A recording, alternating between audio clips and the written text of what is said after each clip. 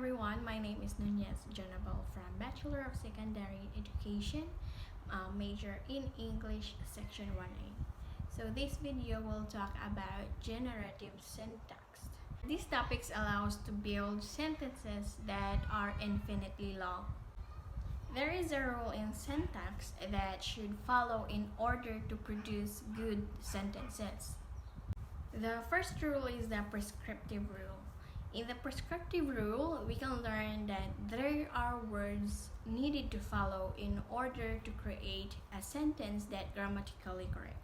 So this also prescribe what you should do, often learned and taught consciously. So the first one is the don't split infinitives. As you can see, I only give one sentence example, but there is a difference to both of them. That is the infinitives in the first sentence. The first sentence is they decided to not stay another night. The infinitive to was not followed by another infinitive. Since we're talking about not splitting the infinitives, we will move the infinitive to after the word not. And we created the sentence, they decided not to stay another night.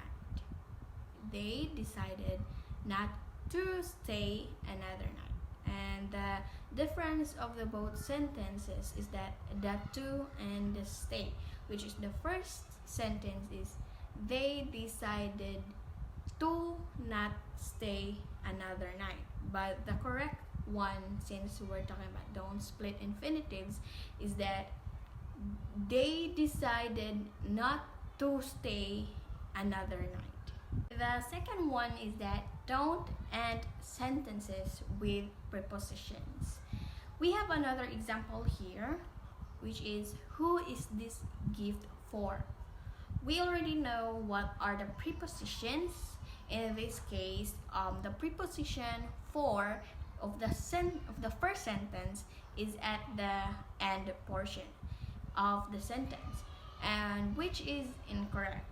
In a sentence, we don't end it with preposition. So the preposition for, we will move it to the beginning part of the sentence, and we got a sentence which is for whom is this gift? So the third one is using the I and me correctly. We have already here an example, and both of that examples are correct. And now the law and rule are related concepts. There are two different ways to understand the concept of law. That is the laws of a country versus law of nature. The laws of a country is like a prescriptive rule. This is to codify what is considered correct or incorrect in linguistic behavior. There is an example here in which both of them are correct, but there is viewed more correct than the other, and this can become codified as a rule of the language as a prescriptive norm. The other one is the law of nature. So this can be also a descriptive. This talks about possible and impossible in the particular language. It contains also corpora and grammatically. The corpora is a positive side, and the grammatically is both positive and negative. So now let's talk about ungrammatical sentences. So first is the coordinate structure constraint. In the example, as you can see, there is a sentence and a question. The sentence is Tom saw the boy and the girl. And if we will make it into sentence question, we created who did Tom see, the boy and the girl? So this question is syntactically incorrect, because not all words in the sentence can be used to make a sentence question. Let's also talk that traced effect. In the example, who do you think would win is correct, but the who do you think that would win is incorrect. So another is tough constructions. Now let's talk about constituency. This is a sentence that have an internal structure. There are words from groups which in that groups of words can form larger groups, and we call it constituents. And there is also a rule that produces a yes or no sentences in English, and that is a polar question.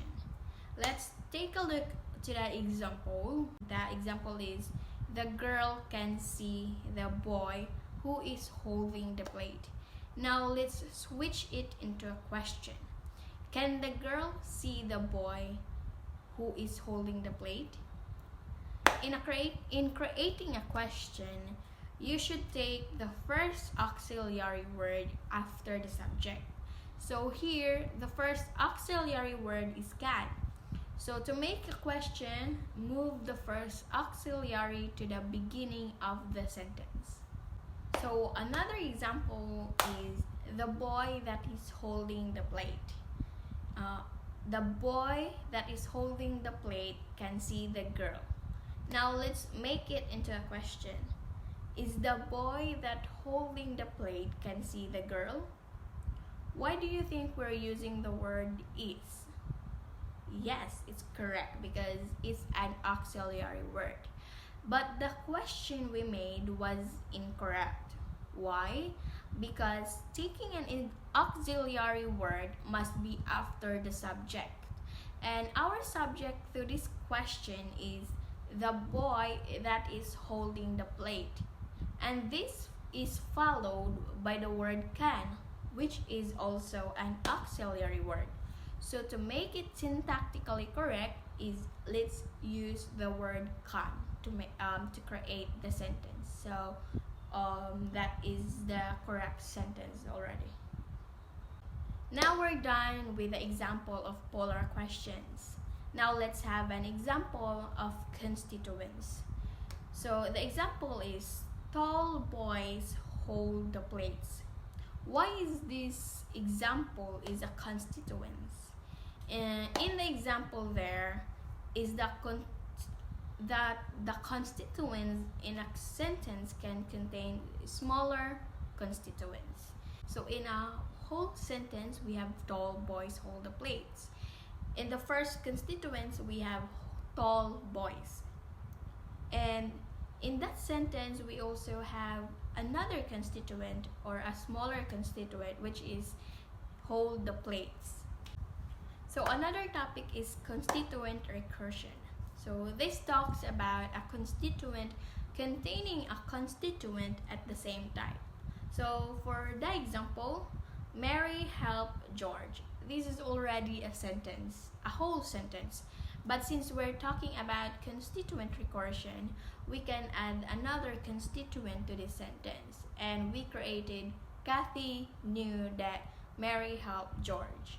And to make another sentence, we created John believed that Kathy knew that Mary helped George.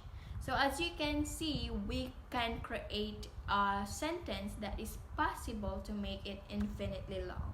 And that is the use of syntax, is to build sentences infinitely long.